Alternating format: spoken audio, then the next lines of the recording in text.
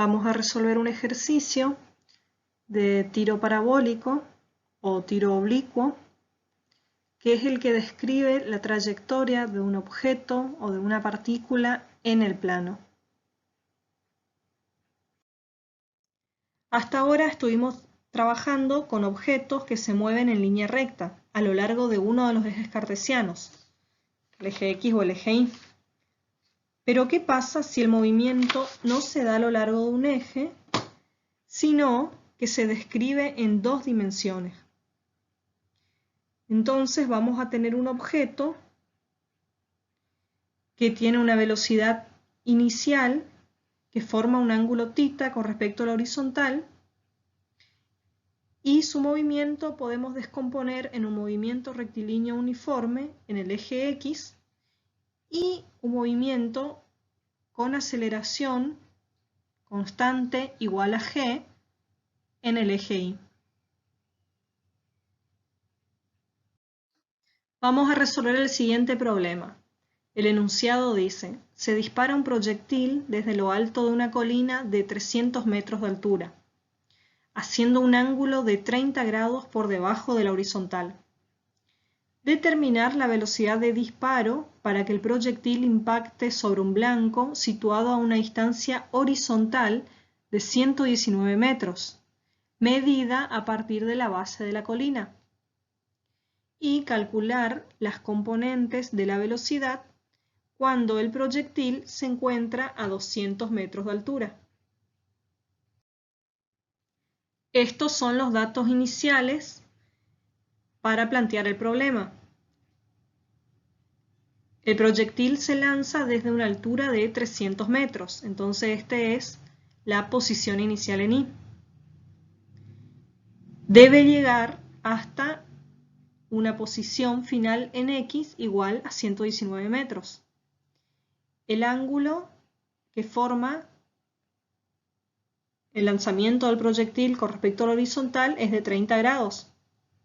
La aceleración en X es igual a 0, porque corresponde a un movimiento rectilíneo uniforme, y la aceleración en Y es siempre la aceleración de la gravedad, que es negativa. Acuérdense que ese signo negativo en las ecuaciones planteadas anteriormente ya está incluido. En el término que tiene g siempre es negativo.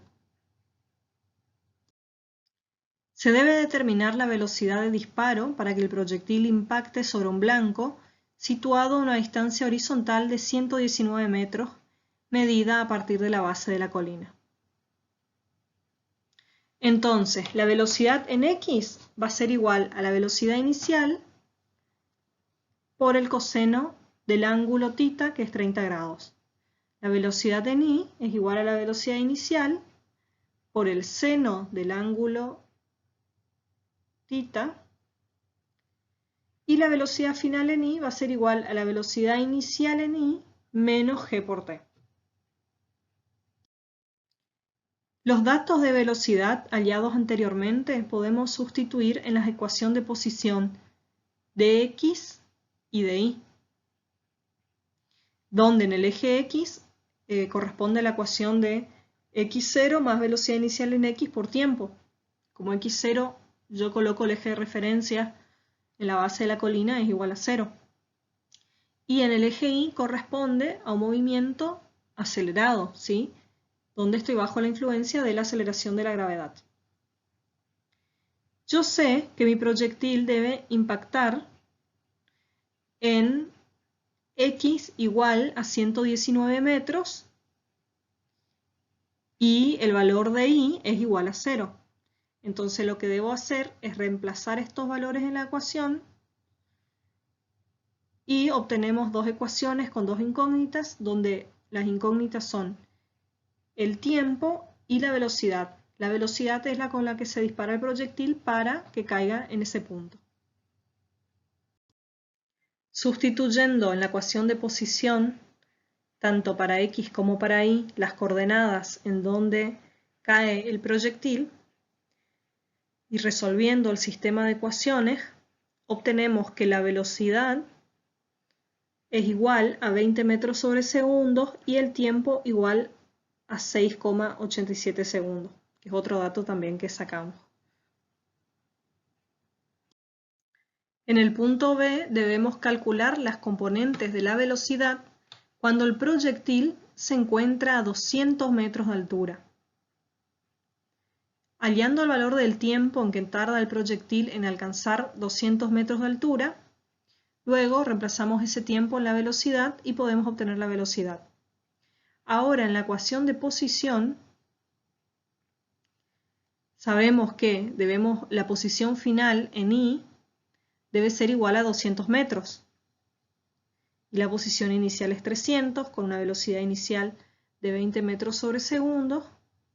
Reemplazamos y vamos a tener una ecuación cuadrática donde nuestra incógnita es el tiempo. Aplicando la resolvente obtenemos un tiempo igual a 3,61 segundos. Entonces determinamos las velocidades para ese tiempo.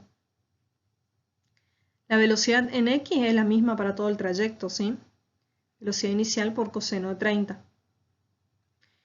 Y la velocidad en Y es igual a la velocidad inicial en Y, que es velocidad inicial por el seno de 30, menos la aceleración de la gravedad por el tiempo. Resolviendo las ecuaciones anteriores, tenemos que la velocidad en X es igual a 17,32 metros sobre segundo y la velocidad en Y es igual a menos 45,38 metros sobre segundo. El módulo de la velocidad también podemos obtener que es igual a la raíz cuadrada de la velocidad en X al cuadrado más la velocidad en Y al cuadrado. Y también podemos obtener el ángulo que forma el vector velocidad con la horizontal. ¿Alguna pregunta con respecto a la resolución del problema? Espero que se haya entendido. Cualquier duda que tengan me pueden hacer llegar a través del foro de consultas de Física 1 o a través de mi correo.